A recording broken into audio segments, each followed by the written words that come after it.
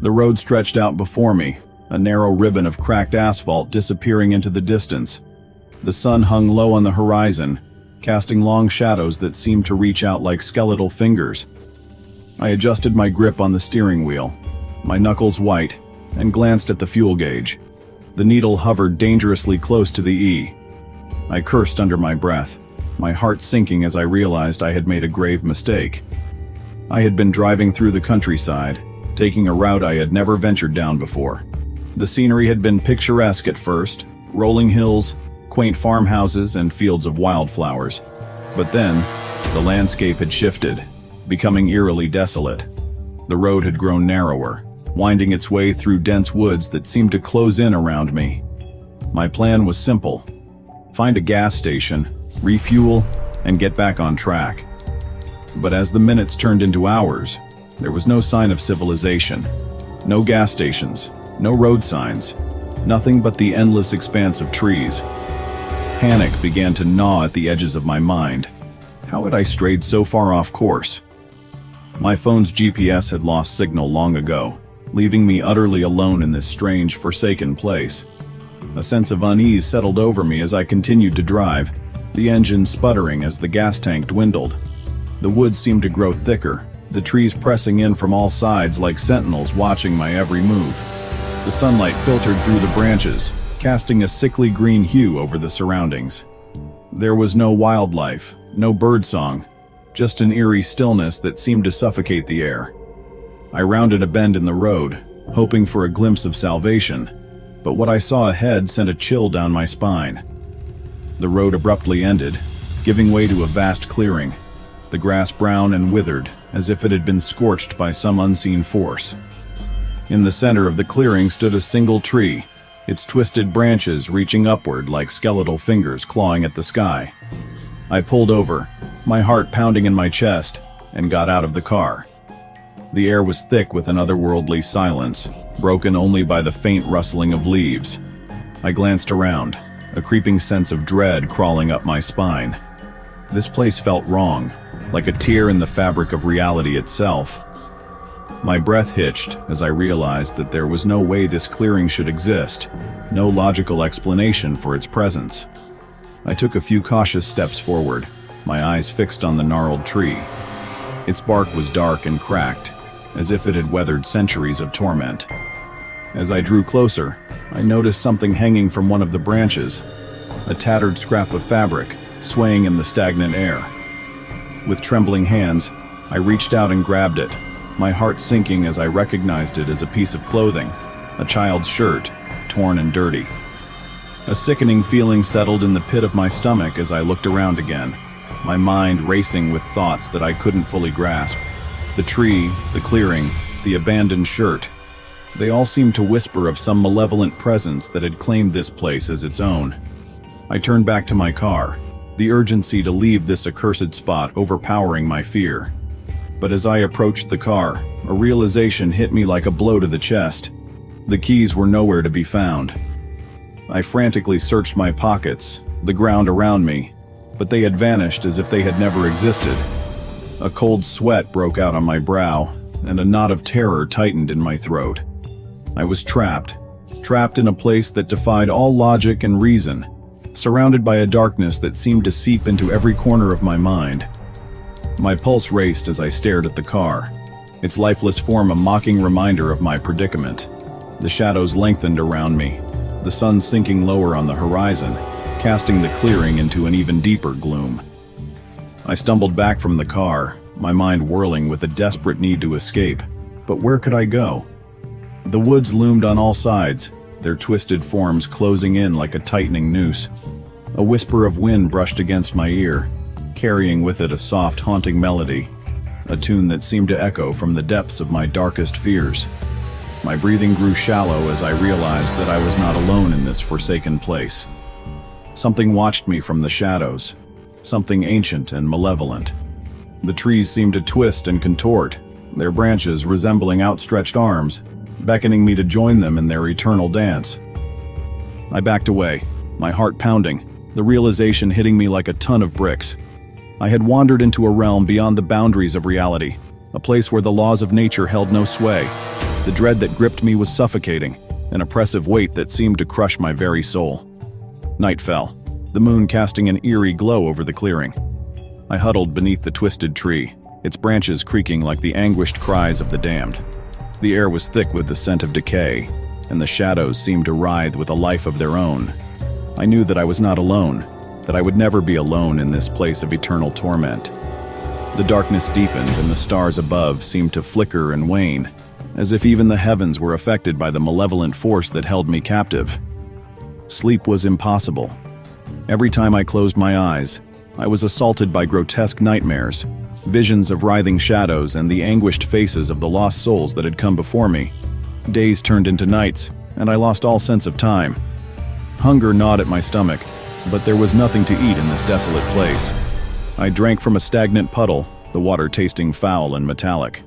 My body grew weak, my mind fractured by fear and isolation. And then, one night, as I lay beneath the twisted tree, I heard it. A faint whisper carried on the wind. At first, it was unintelligible, a jumble of voices murmuring in a language I couldn't comprehend. But as I strained to listen, the words began to take shape. "Help us," the voices pleaded, a chorus of despair echoing through the darkness. "Set us free." I clamped my hands over my ears, trying to block out the haunting cries, but they grew louder and more insistent, echoing through the very fabric of my being. The ground beneath me trembled, and the tree above seemed to writhe with a life of its own. The air grew thick with a suffocating energy, and I felt as if I were being pulled toward the center of the clearing. A blinding light erupted from the tree, casting long, distorted shadows that danced like macabre marionettes. The voices grew louder, their wails of agony and despair reverberating through my mind. And then, as suddenly as it had begun, it stopped. The light faded, the shadows retreated, and the voices fell silent. I was left trembling, my body racked with exhaustion and terror. The tree stood before me, its branches once twisted and contorted now hanging lifeless, like the limbs of a hanged man. The clearing was shrouded in an eerie stillness, the aftermath of the supernatural display leaving me disoriented and shaken. The air felt heavy, laden with a sense of impending doom that seemed to stretch out into eternity. I struggled to my feet, my body weak and trembling, and took a cautious step toward the tree. As I drew closer, the gnarled branches seemed to beckon me, but this time, there was no malevolence in their movement. It was as if the entity that had tormented me had been quelled, replaced by a strange sense of calm.